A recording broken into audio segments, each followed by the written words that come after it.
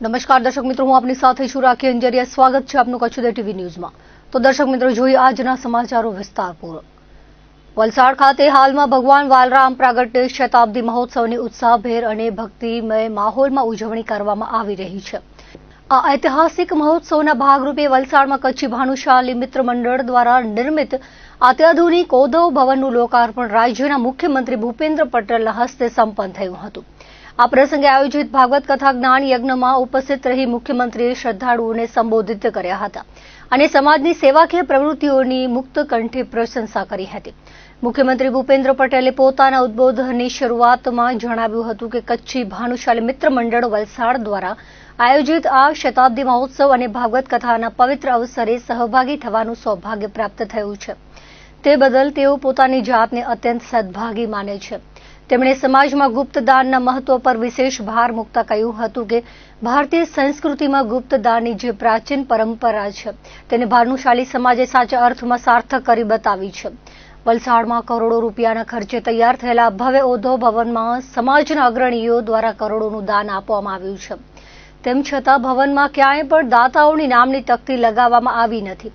આ પ્રકારની નિસ્વાર્થ અને ઉત્કૃષ્ટ સેવા ભાવના બદલ મુખ્યમંત્રીએ તમામ દાતાઓ અને ટ્રસ્ટના સભ્યોને હૃદયપૂર્વક અભિનંદન પાઠવ્યા હતા.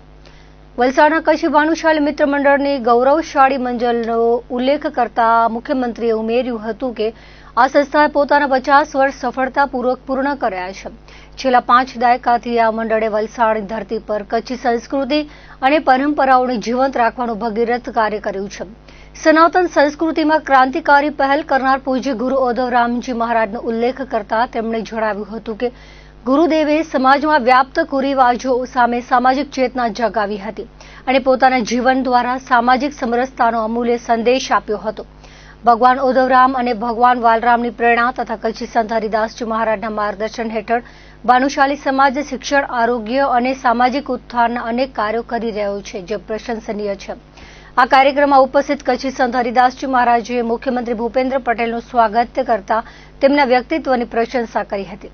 તેમણે મુખ્યમંત્રીની સભ્યતા અને નિખાલસતાની સરાહના કરતા કહ્યું હતું કે રાજ્યનો શાસક હંમેશા નિર્ભય હોવો જોઈએ અને ગુજરાતનું એ સદભાગ્ય છે કે આપણને મૃદુ અને મક્કમ એવા મુખ્યમંત્રી ભૂપેન્દ્ર પટેલ મળ્યા છે. આ ભવ્ય લોકાર્પણ અને ધર્મોત્સવના પ્રસંગે મોટી સંખ્યામાં સમાજના અગ્રણીઓ અને ભક્તો ઉપસ્થિત રહ્યા હતા.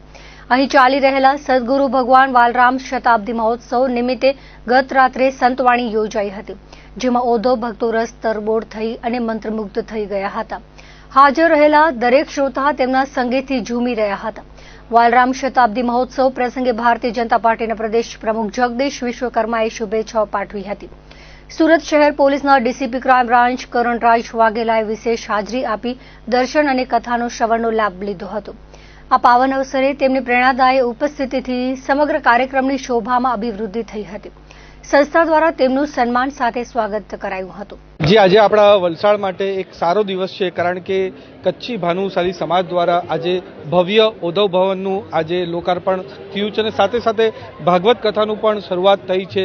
તો આ પ્રસંગે ખાસ આપણા ગુજરાતના મુખ્યમંત્રી ભૂપેન્દ્ર પટેલ સાહેબ, કનુભાઈ, નરેશભાઈ અને સાથે સાથે જે આપણા રાજકીય સાથે સામાજિક આગેવાન પણ અહીંયા ઉપસ્થિત છે. અને તમે જેમ જાણો છો કે આપણા કચ્છી ભાનુશાલી સમાજ પૂરા ગુજરાત અને ખાસ કરીને વલસાડના વિકાસ માટે અહમ યોગદાન આપે છે, ત્યારે આટલું સરસ ઓધવ ભવન બનાવ્યું એના માટે પૂરું કચ્છી ભાનુશાલી સમાજને હું ખૂબ ખૂબ શુભેચ્છા અને અભિનંદન પાઠવું છું. શ્રી કચ્છી ભાનુશાળી ભવનના ઓધવ ભવનના લોકાર્પણ અને ભાગવત કથાના આયોજન પ્રસંગે સમગ્ર ભાનુશાળી સમાજને અભિનંદન આપું છું. અને એમની ખુમાણી અને દેશભક્તિ અને દેશપ્રેમના લીધે એમણે સમગ્ર ભારતમાં નહીં પણ વિશ્વમાં એક ઊંચું સ્થાન પ્રાપ્ત કર્યું છે. ત્યારે વલસાડમાં એમનું આ ભવન અનેક સાંસ્કૃતિક કાર્યક્રમો અને દેશભક્તિ માટે ઘણું ઉપયોગી રહેશે એવી શુભેચ્છા આપું છું.